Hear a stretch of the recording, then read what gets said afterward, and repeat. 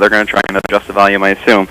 I can hear. Can you? You can't hear me? No, I can hear you perfectly. Good. Okay, I can hear you fine. Great. Can you see me? Yeah. Well, no, actually, that's another story. But all right, we're gonna. I guess they're putting the tape in now, so I will give you guys a 5-second roll down and be out by about 14 after.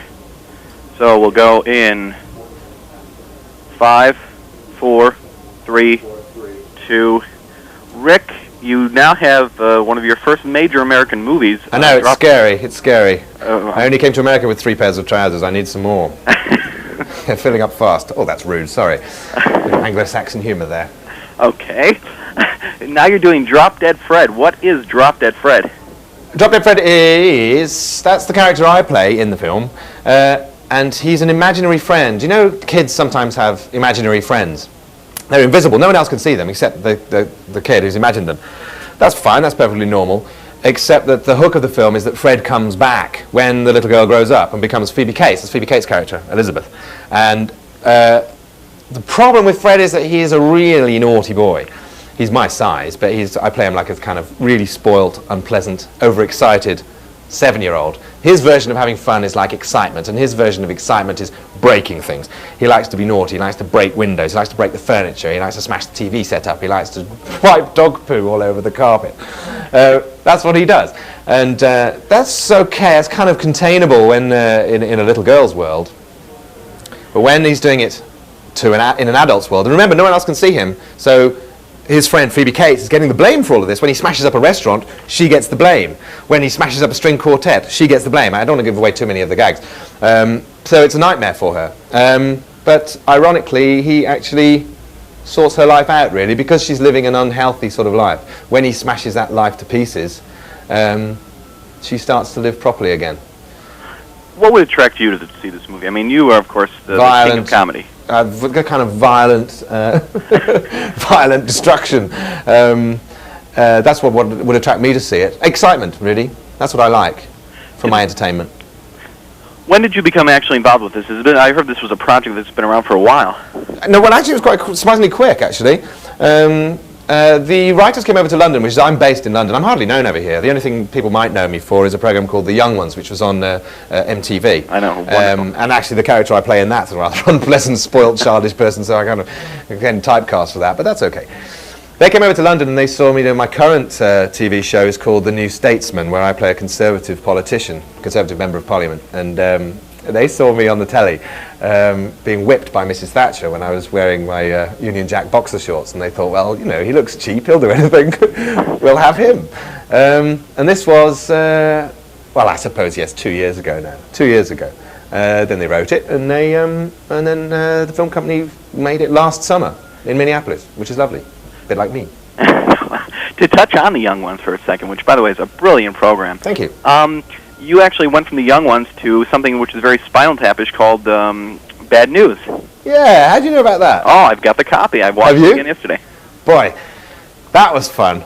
It was the same cast, as just for the viewers, that was the same cast as, pretty well the same cast as The Young Ones. Actually, the guy who played Spider 8 Legs Webb, who was Bad News' drummer, was the guy who was supposed to play Mike in The Young Ones originally.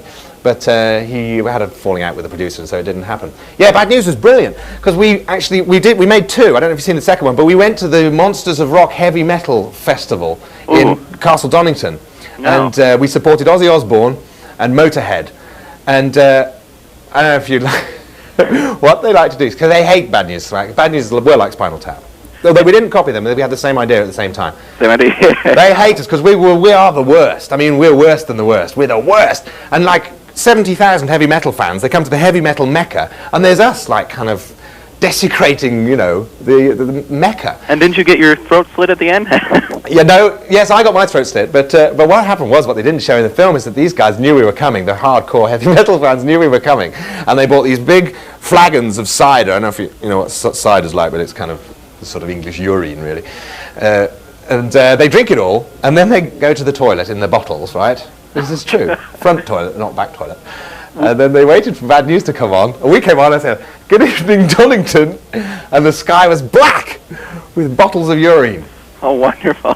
And we got completely, it was just disgusting. Will you ever perform with Adrian? That's when I gave up rock and roll. Oh, I'm sorry.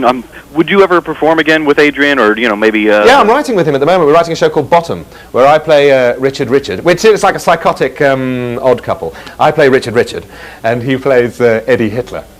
Eddie Hitler. Yeah, people say, any relation? He goes, yes. I would assume. And maybe one day the young ones go to heaven, or? I was talking to this with Aid last week, actually, and there is some talk of maybe doing a kind of reunion young ones where we're all our own ages. I mean, look, I got grey hair now. We can't consider the young ones. The sort of middle-aged, rather paunchy ones. But yeah, we'd all like to, I think. Yeah. So it'll be like we could do a Christmas special or something, Christmas Day around the young ones' house or something like that. There's plenty of things to smash up there. Yeah, if you enjoy the young ones, I've a pretty good idea that you'd enjoy much of Drop Dead Fred. I'm sure. Dealing with Drop Dead Fred again, how would you describe Fred alone, away from Phoebe? Away from... I mean, how did you... Actually, let me rephrase the question. How did you create Fred? Did you have much to do with the creation of it? I mean, was there improvisation? Yeah, it was rehearsals. I just thought... I just felt him. I just thought you could play a kind of spoiled 7-year-old, really. And I mean, that's kind of sort of not a lot of improvising needed. It's kind of second nature to me. I'm really rather an unpleasant person inside. I've got this veneer of politeness because I was brought up to be a nice English gentleman. But really, there's all this horror and sewage pushed down there. And they say action, and then all the bile comes out. So it wasn't terribly difficult for me. I find it's strange without an audience. I'm very used to an audience. I'm used to kind of a TV studio audience or theatre audience.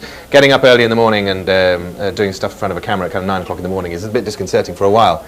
But there's A, it was a very happy experience, and B, it was a very secure experience because I knew that, I mean, if you look at the rest of the cast, there's Phoebe Cates, there's Marsha Mason, there's Carrie Fisher, there's Tim Matheson, all these are big names, and if I got a problem, I can go to them and say, when you're acting crying, how do you do that then? And they'll tell you.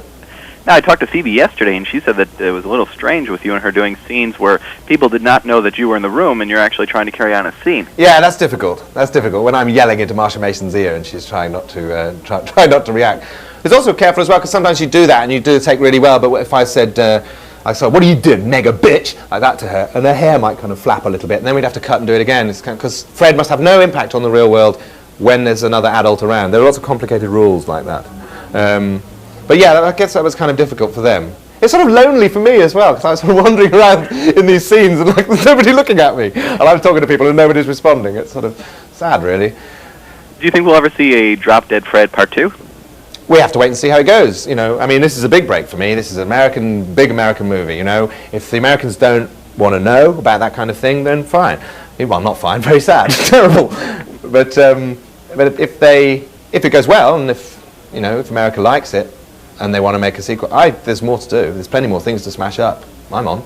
If someone was to come to a producer right now was to come to you from America and say, okay, we'll give you a movie vehicle, what would it be? What would you place yourself in? God, I don't know. What I'd really like to do is get the Young Ones team and make something else. The same sort of character. I'd like to work with Aid and I'd like to work with Nigel Planer, who played Neil. I'd like to do something with the three of us.